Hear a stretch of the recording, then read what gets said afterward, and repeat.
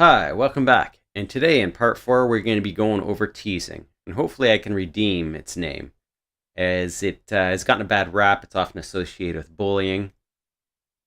And according to the dictionary definition, it's pretty innocent. It's to make fun of or attempt to provoke in a playful manner.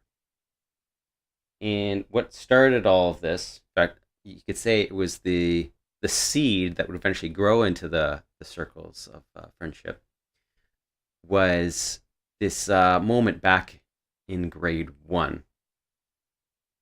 And it was my first time being invited over to someone else's house, as in, like, by myself, not accompanied by parents or brothers. It was just me and this friend from school and a strange family. And so I was out of my element, very uncomfortable. And so dinner was served, and there was these big chunks of tomato, and I hated tomato. And so I'm trying to avoid them. And the father chimes in and he says, Nathan, you need to eat those tomatoes, because you know what'll happen if you don't eat those tomatoes? You see, your blood starts to turn blue, because I mean that's where you get the red in your blood is from the tomatoes. So, and oh, look at those blue veins in your on your hand. Oh, it might even, you better start eating those tomatoes, otherwise it's going to turn more and more blue. And so here I am in my little grade one mind, just freaking out. Here I'm already uncomfortable, and the dad's telling me this, and I'm thinking, this might be true, but I hate tomatoes. I don't know what to do. And that experience, it was initially negative, but it just sat in the back of my mind for years and years, and to this day, is what was he doing at that moment? And I couldn't vocalize it then, but I realized he was teasing. But I noticed that there seemed to be different kinds of teasing, and some, especially afterwards, when in retrospect, they kind of acted as icebreakers. But some you feel horrible after hearing them or performing them yourself or receiving them. And so I realized there's some teasing that has malice and some that isn't.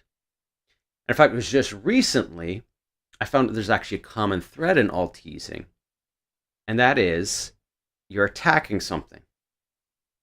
So there's teasing with malice, which is bullying, that would, you're attacking the person. Whereas if you're attacking the awkwardness, then that's teasing that really fits that definition. Is doing it in a playful manner, and it really is an effective icebreaker. So if we take, for example, the 150 circle, when we're first getting to meet new friends, there's this line of authenticity and vulnerability that we need to get across. And how do we get across that? And so, the stereotypical icebreaker of hey, the weather's nice today, or some mundane thing like that. It's not really a conversation starter.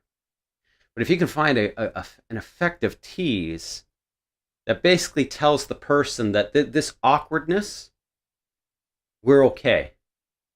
And so I'm thinking of an example of when I had a Chinese conversation partner, and I knew that she knew that there's this awareness of there could be a cultural misunderstanding, and so I was waiting for an opportunity for some silly mundane thing that we should do, that I would draw up and go, oh, that is very offensive here.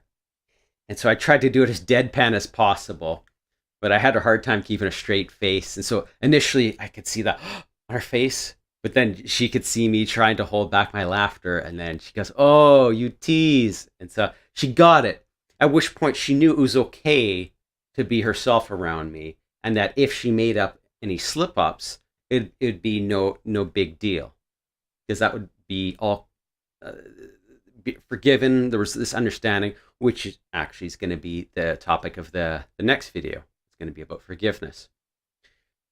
So it's this social lubricant, I guess you could say. It's teasing is fundamental to, in fact, even in a sexual aspect.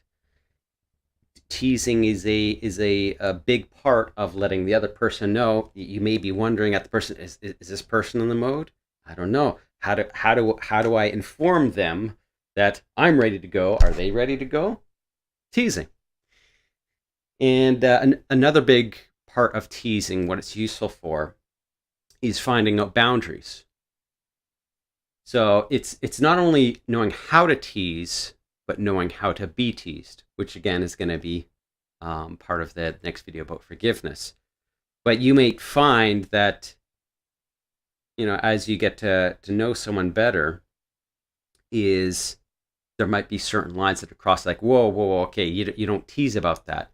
And that's just part of getting to know people about it. Or you might find out, someone's particularly sensitive overall, and maybe this is not the best person to have in my close group, because I'm probably always going to be triggering them with something. So hopefully this helps vindicate teasing again, and I'd like to see your thoughts down below. I'll catch you in the next video.